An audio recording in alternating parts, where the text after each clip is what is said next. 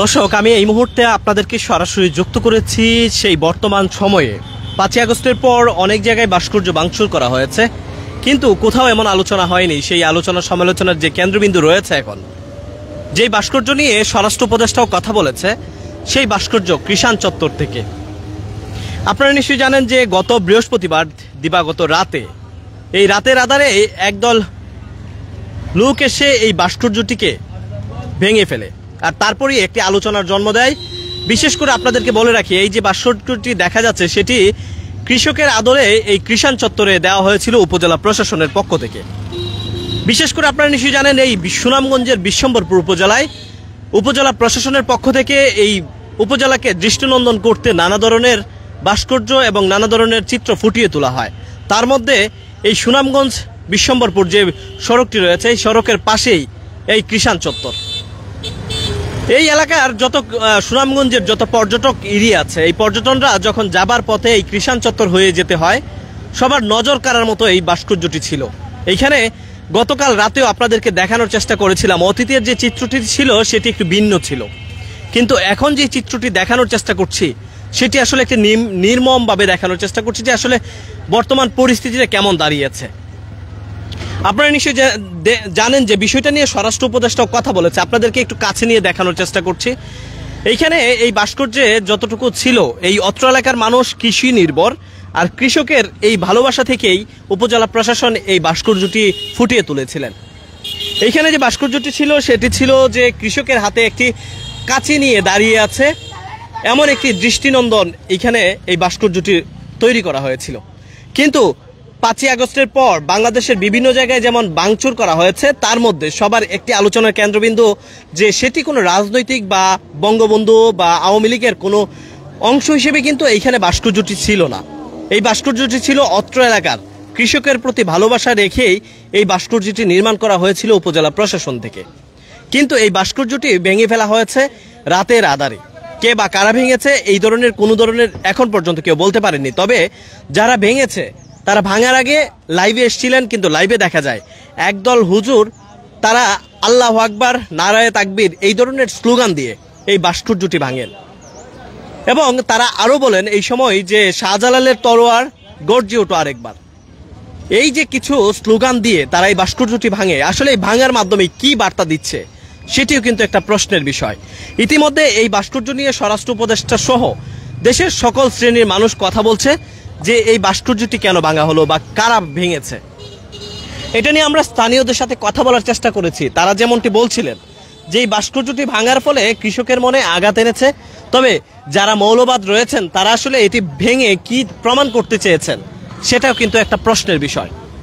বর্তমানে এই ভাস্কর্যটি ঘিরে সারা দেশে যেমন আলোচনা হচ্ছে, এই এলাকায়ও সবারই একটি আলোচনার কেন্দ্রবিন্দু রয়েছে। এই ভাস্কর্যটি ভাঙার সময় দেখুন এই পাশে সুন্দর কিছু লাইট ছিল, একটি সুন্দর করে একটি গ্রিল দেওয়া ছিল, সেগুলোও ভেঙেছে, ভেঙে তারা সাথে করে নিয়ে যায়, এবং তারপরেই কিন্তু একটা আলোচনার জন্ম দেয়। এবং আপনাদেরকে দেখানোর চেষ্টা করছি যে এইখানে যে নাম ফলকটি ছিল সেটিও কিন্তু ভেঙে ফেলা হয়।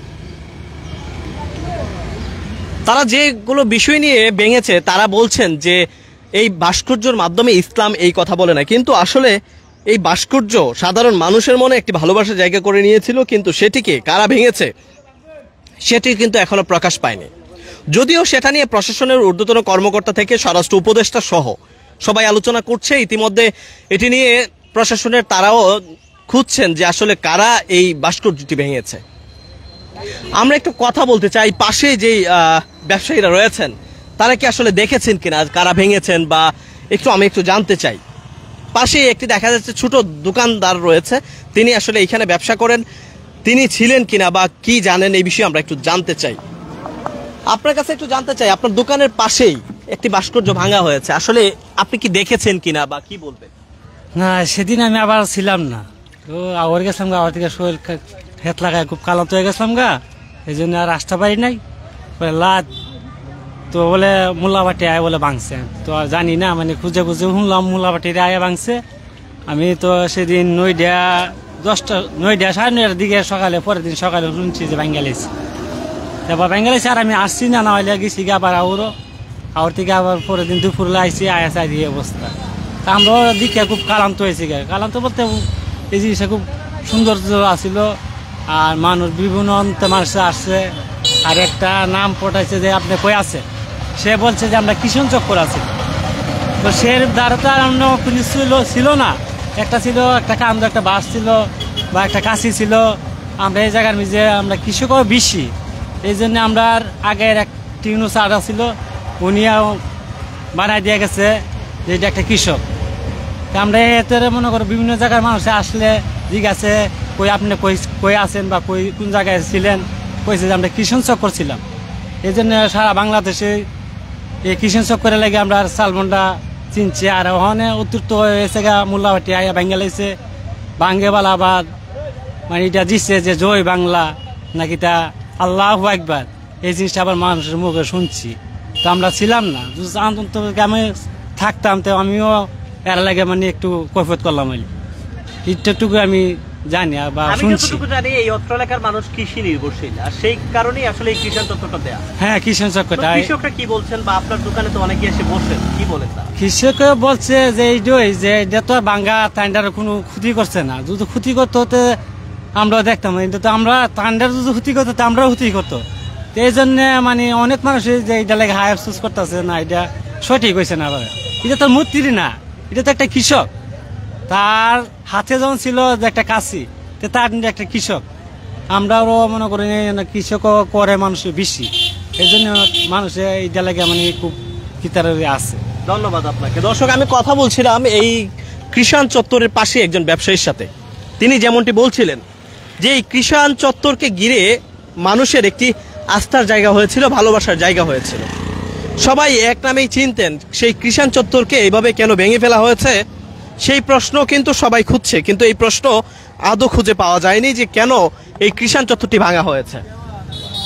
এই ভাস্কর্যটি এখন যেভাবে দেখা যাচ্ছে ঠিক তাদের হাতে যেমনটি ছিল, লাইভে দেখা যায় তাদের হাতে শাবল ছিল, হাতুড়ি ছিল, এমনকি তারা যে স্লোগান দিয়েছিল আল্লাহু আকবার, নারায়ে তাকবীর, আল্লাহু আকবার, শাহজালালের তরোয়ার গর্জে ওঠো আরেকবার, এই ধরনের কিছু স্লোগানে কিন্তু এই কৃষাণ চত্বরটি ভেঙে ফেলা হয়। তারপর থেকেই আলোচনার সৃষ্টি হয়। ইতিমধ্যে এটি নিয়ে স্বরাষ্ট্র উপদেষ্টাও কথা বলেছেন।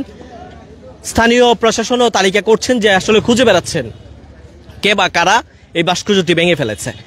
আপনারা নিশ্চয়ই জানেন যে সাবেক প্রধানমন্ত্রী, আওয়ামী লীগের যে সভানেত্রী শেখ হাসিনা, তিনি 5ই আগস্ট গণ অভ্যুত্থানের মুখে পড়ে কিন্তু তিনি দেশ থেকে পালিয়ে যেতে বাধ্য হয়। অসংখ্য ছাত্র জনতার গণহত্যার দায়ে কিন্তু তিনি এই গণ অভ্যুত্থান হওয়ার পর তিনি দেশ থেকে পালিয়ে যায়। তারপরেই কিন্তু দেখা যায় আওয়ামী লীগের যত ভাস্কর্য ছিল, বিশেষ করে বঙ্গবন্ধু শেখ মুজিবুর রহমানের যত ভাস্কর্য ছিল, সেগুলো ভেঙে ফেলা হয়।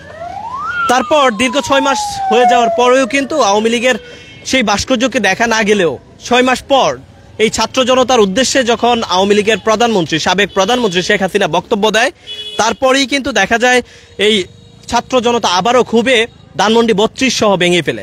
এমনকি আওয়ামী লীগের প্রেসিডিয়াম সদস্য আমির হোসেন আমো, যুগ্ম সাধারণ সম্পাদক মাহবুল হানিফ, এমনকি উবাইদুল কাদের সহ অসংখ্য নেতাকর্মীর বাড়ি ভাঙচুর করা হয়। সেই সাথে এই 6 মাস পূর্ণ হওয়ার পরই, এই ফেব্রুয়ারির 5 তারিখের পর থেকেই কিন্তু দেখা যায় দেশে বিভিন্ন স্থাপনায় ভাঙচুর চালানো হয়। তারপরই এই কৃষাণ চত্বর ভাঙচুর চালানো হয় বৃহস্পতিবার দিবাগত রাতের আধারে এই চত্বরটি ভেঙে ফেলা হয়। সেটি নিয়ে অনুসন্ধান চলছে, সাধারণ মানুষ খুঁজছে এবং প্রশাসন খুঁজে বেড়াচ্ছে কারা এই কাজটি করেছে। তবে যতটুকু জানা গেছে একদল মৌলবাদ এসে এই চত্বরটি ভেঙে ফেলেছে। দর্শক, এমনভাবে আসলে এই উপজেলায় আরো বেশ কিছু স্থাপনা ভাঙচুর করা হয়েছে, যেটি নিয়ে এতটা আলোচনা হয়নি। বিশেষ করে এই কৃষাণ চত্বর কৃষকের মনে আঘাত আনার কারণে সারা দেশব্যাপী একটি আলোচনা সমালোচনার সৃষ্টি হচ্ছে। দর্শক, এই ছিল কৃষাণ চত্বর থেকে সরাসরি আপনাদেরকে দেখানোর। পরবর্তী লাইভ দেখার আমন্ত্রণ জানিয়ে বিদায় নিচ্ছি। আল্লাহ হাফেজ।